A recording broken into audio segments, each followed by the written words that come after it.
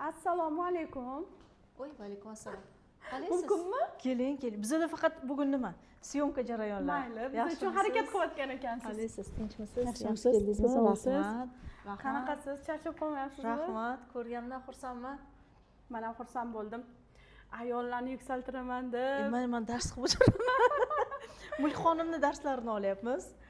Navbatdagi modulni siz ham menimcha o'qiyapsiz. O'qiyapman. Qalay? Bomba. Shunaqa zo'r darslar, shunaqa mazza qilib o'tiradigan darslar. Qiynalmayapsizmi? Bilasizmi? Menga yoqyapti. Energiyam, quvvatim oshib ketyapti darsga kirgan sari. Rostdan uzoqdan keldingiz menimcha. Qo'qondan keldim. Qo'qondan. Aha. Tanishtiring o'zingizni. Men Muslima Abbasman. Parda mutaxassisiman. Qo'qonlik tadbirkor ayollarni bitta joyga jamlagan ayolman. Rostdan. Parda tikasiz. Parda tikaman. Anchadan beri? 20 yildan beri. Voy, rostdan.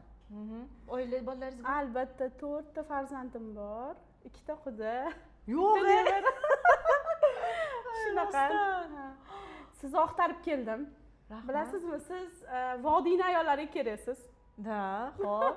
Shuning uchun keldim, eshitib qoldim, Farg'onada seminar qilayotgan ekansiz. Shuning uchun ham mana shu seminarga meni ham hissam qo'shilsin. Rahmat. Nima xizmat bizga deb keldim. Rahmat. Qo'qon nomidan. Xudo xolisa. Bilaman, vodiyning ayollari eng ilmli ayollar.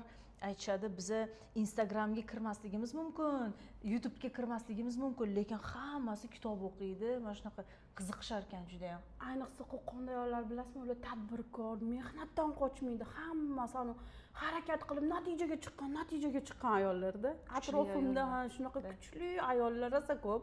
Muslima, qarang, stop, men nimalar yopilib qoldi. Mikrofon yopilib qoldi. Muslima, qarang, zo'r fursat men uchun so'rab olmoqchiman. Mana ko'p ayollarning ichidasiz, aktivniy, kuchli ayollarning ichidasiz, уже pul topayotgan ayollarning ichidasiz. Nimadan qiynaladi ayollar? Bilasizmi?